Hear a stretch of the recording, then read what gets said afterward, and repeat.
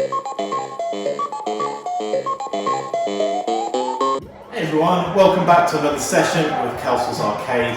In this session we're going to be finishing off the Ms-Pacman Arcade1up. Now we purchased this for $2.99, it was a cheaper version at Walmart. Originally didn't have the premium edition, this was the only one we could get at the time. Around about a year ago, Lily wanted to pick this up for Christmas.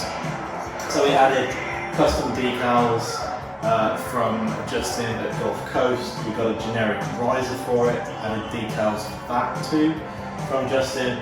Now of course the marquee on the $300 version is not lit, so we just picked up this awesome pink framed original Ms-Pacman design from Retro530. Obviously Laramie over there, you've seen him on the various Facebook groups, does a great job. The quality of these things is pretty awesome. The plexi in the front is interchangeable, so if you wanted to change it out to a different design in the future you can do. And it comes with everything you need. You've got the power cable, and then you've got a splitter here as well, so it will come on with the power when finished. Let's pop it in. But to do this, you do not need to dismantle the entire cabinet. You are going to need to remove the side screws so that the Ms-Pacman original will come out. And then obviously you'll need to take the back out as well. So you can pop in the leads for the marquee PCB.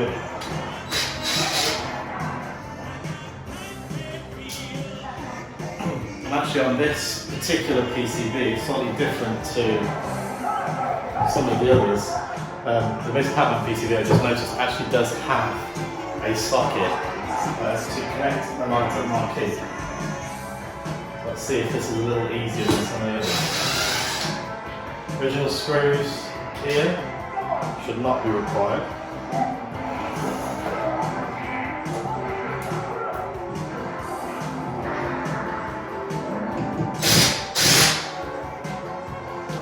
You're going to want to loosen off a couple of the other screws as well. Those are going to go back in, but just to give yourself enough flex in the cabinet.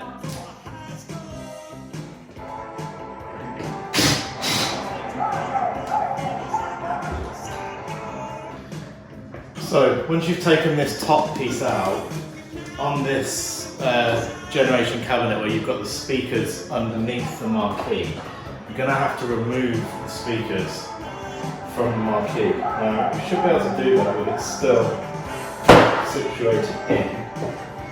You're going to have to just remove the fixing on the device. I'm just going to grab the camera here actually and just show you this. You can see here on the back, the top off, you've got the speakers there. Just remove the screws from here, and then this panel will come out and you can replace it with the new lit marquee. Move the little dowels out as well. Not need those. Those aside. And you can see on the new marquee, the only connections or the only screw points, you've got holes here, which are going to be at the side point here. You don't need to connect it to this base, that will just stay in place with the dowels that are already connected. So the screws are provided, replacement screws, and then also you'll see in this one you've got the adapter so that the power will go into the existing port for the light on the PCB. So you want that to go immediately behind, so make sure you pop the wire in. And then don't fully tighten these because you're going to need to pop in the top panel.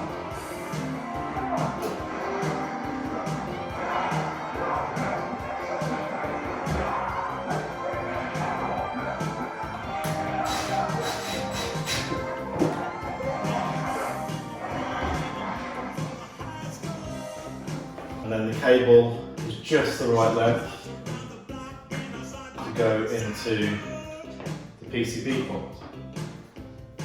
And then just before put everything back together, I recommend you just do a quick test. You have lights.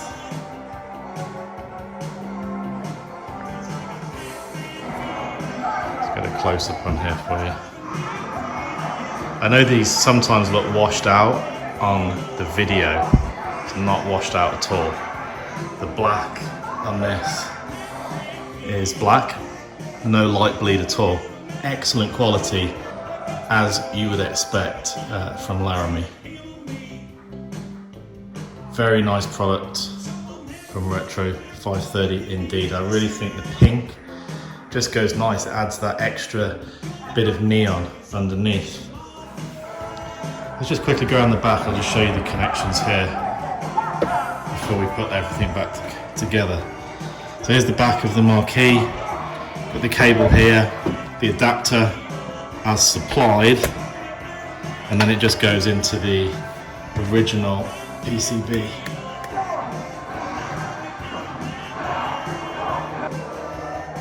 Alright, so with those side screws just loosened off, you should be able to pop this guy back in.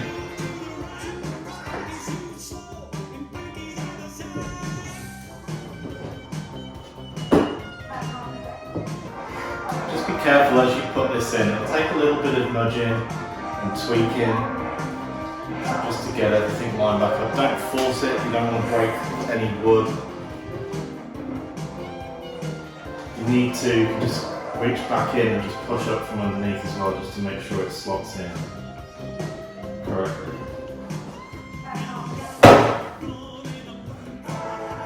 There we go. And just tighten up the side screws.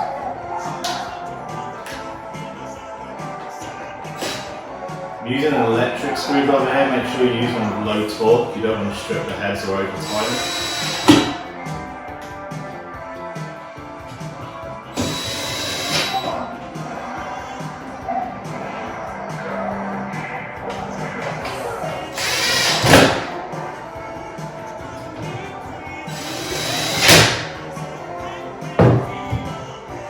We've also got a bunch of these which you can also get from Laramie, just 3D printed screw head covers.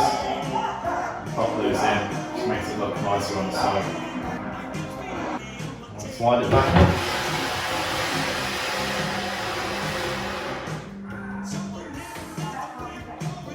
That's one of the things I do like about these Arcade1ups. We've had full-size arcade cabinets.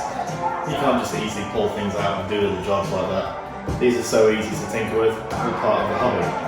All that's left to do now is to get Lily and see what she thinks. Oh, and while I was just going to fetch Lily, I noticed or remembered the Retro530 little decal that's now shipping with these things. Thank you, Laramie. Nice touch. A must add for anyone's home arcade. We just popped it on the glass door on the way into the arcade here. Hey, so Lily's come to inspect Daddy's handiwork. This was the one we took off. No lighter. What do you think's the new one?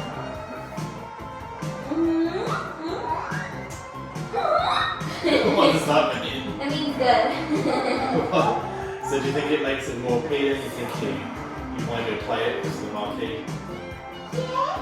I know you play this one quite a bit anyway. Yeah. And also, it's good because it matches with that one. Yeah, it matches That already. one. So And all the others. if you guys have got any Gen 1 cabinets, definitely recommend checking out Retro530 and getting these just to bring everything up to date. Nice little addition, make some of those cheaper cabinets look like that. And if anyone's got any tips what we do with the old ones, let us know. We've got a bunch of these old ones. Maybe. Oh, actually, good little tip. You can put them around your wall. Maybe put them on a wall. I don't know. Anyway, thank you very much for watching. If you like this kind of thing, please like and subscribe. Happy gaming, and we'll see you on the next one.